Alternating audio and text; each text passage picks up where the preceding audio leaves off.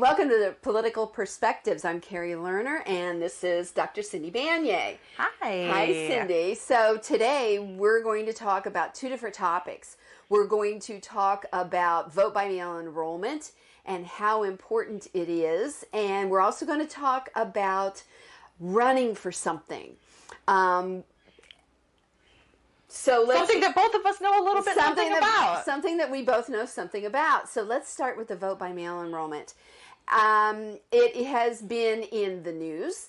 It has been, the Supervisor of Elections, Tommy Doyle, has sent out communications to all voters that as of December 31st, 2022, there was Republican legislation that was passed into law that threw everyone off their vote-by-mail enrollment. You may have been enrolled to vote by mail and have your ballot mailed to your home for years, and they wiped the slate clean. So that means that you need to go to lee.vote and click on request a ballot, right? Right. And this was, by the way, part of a suite of legislative action that has been widely condemned as a way to dampen voter turnout, specifically Democratic voter turnout. Which is interesting to me because the Republicans were the ones that started the push for vote-by-mail enrollment, and suddenly now it's the pariah, and yet the Republicans have also sent out communications. They don't call it vote by mail; they're calling it bank your vote. Bank your vote, yeah. Florida has been one of the most successful states in terms of vote by mail. This came right after the 2000 election, the infamous hanging chads. There was a lot of work done in the election system here in the state of Florida to make sure that we were state of the art and that we were really doing democracy justice. And one of those things was to institute vote by mail. Had been done, is really important because of our high snowbird population, folks who live here part of the year, and had really served Republicans quite well. And then it became the target by Donald Trump during his big election lie. So now the Republicans are actually doing a little bit of front door, back door kind of thing. So they're out there saying, oh, vote by mail, this is, bad and all this kind of stuff. But behind the scenes, the Republican National Committee is sending out correspondence so that their folks will, quote, bank their vote through vote by mail. So the point is, vote by mail gives you every option to vote. You can, when you have your ballot mailed to your home, it gives you an opportunity to do your research. I was a single mom for 8 years, and I worked 3 jobs supporting my daughter, and I did not have time. No, it's to so do hard research. to know. Most people, you're just trying to get through the day. You're just trying to support your family, keep a roof over your head, keep the kids fed. You're trying to, manage your life, and you hear clips here and there, little bits of things. You see things on social media. Is that true? Is it not true? But if you have your ballot mailed to your home, that gives you the opportunity. You can sit down and you can do your Google research.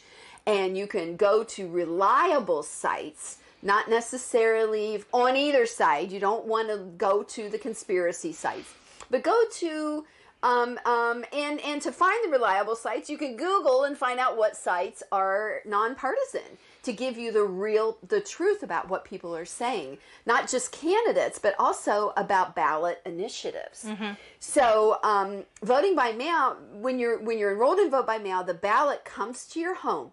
You can open it up. You can do your research. You may decide, I've had people who say, well, I don't trust the mail. I'm afraid it's going to get lost. And in Hurricane Ian, mail was an issue.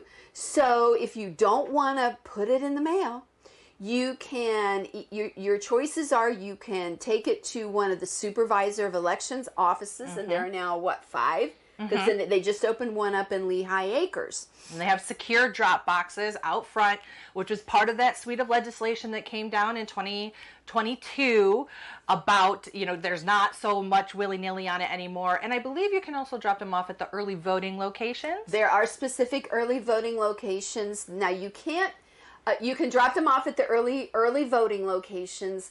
2022 was unique because of the storm. Right. They didn't have as many locations as they will going forward. And as many voters may not know, the early voting locations, you can't vote early at all of the polling places. There are specific early voting places.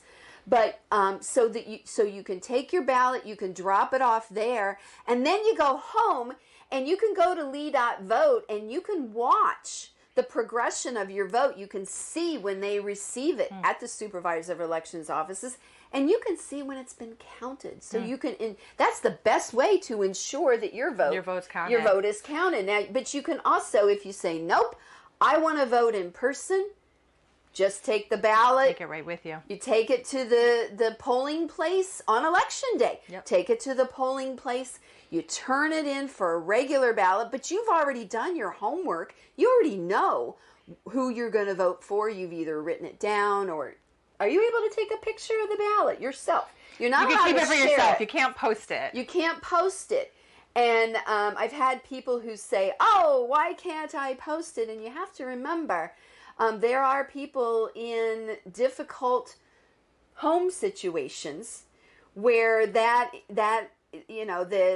there's controlling factors, and your vote is your vote. You want when you're in that safe place, when you're there filling out the ballot on election day, no one's going to know how you voted. True.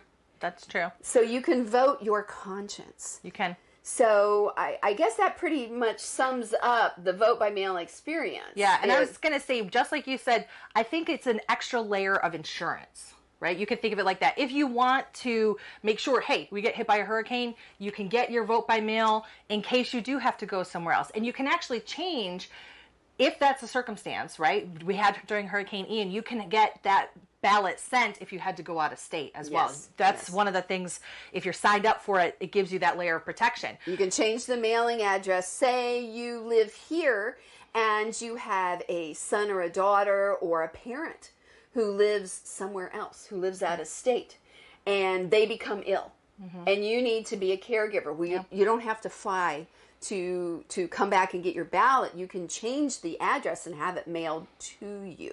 Right. And even if you want to vote in person, I know that a lot of people like the experience. I am one of those folks. I love to vote in person. There's like a certain feeling I get from being part of democracy there. Like Kari said, you just take it with you. But it's that insurance, because you never know what is going to happen. You don't want to miss your opportunity. You don't know if you're going to get ill, if a family member's going to get ill. Your car breaks down. You go and there's a huge line and you have to go to work. Yep. What are you going to do? I've done that. Yeah, well, we had in the last election, I'll never forget this woman who was a nurse. And she was like, she got off work just so that she could go vote. And she didn't have to do that. She was so stressed because she went to her polling place. It was the wrong polling place. And then it was, time the polls were going to be closing. Oh my gosh. And remember, your vote is your power. Yeah. That is the power that we have. So many people feel helpless and hopeless. It doesn't matter how I vote. They are going to do whatever they want. Well, they are the people that we elect. Back when Ron DeSantis ran the first time, he only won by 5 votes per precinct. Yep. And yet this last time we have such a low turnout. It was such a low turnout. It was a great opportunity that we missed because people just said, well, I can't think of that now. But now we're dealing with the consequences. We have this terrible legislation.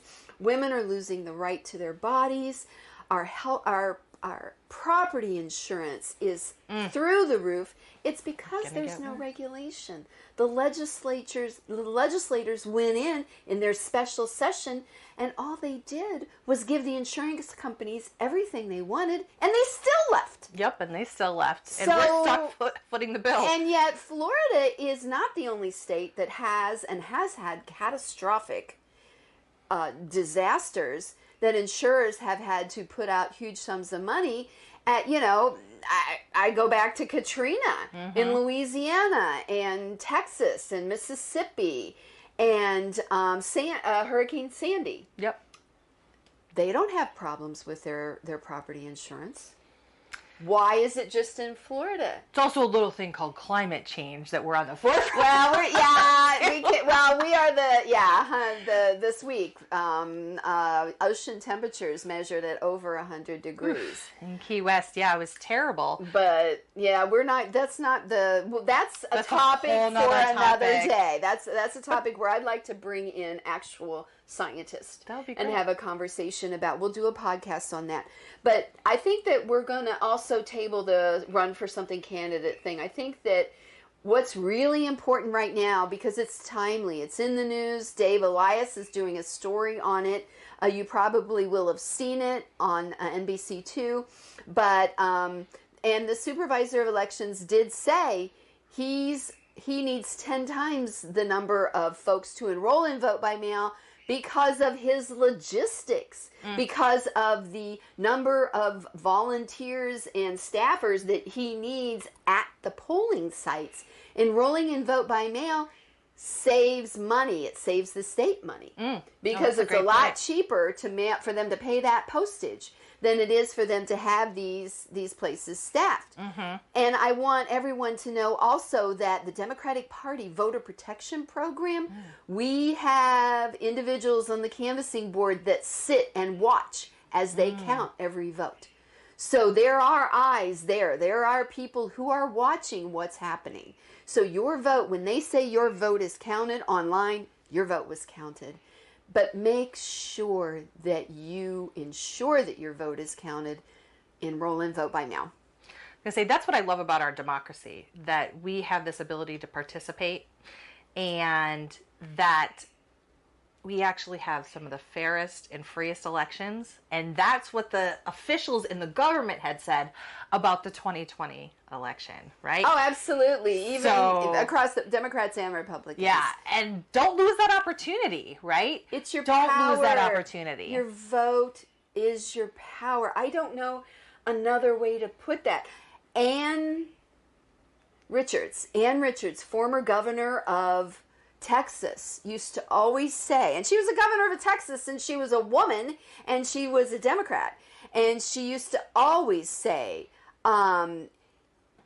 if your vote is your seat at the table, and if you don't have a seat at the table, then you are on the menu.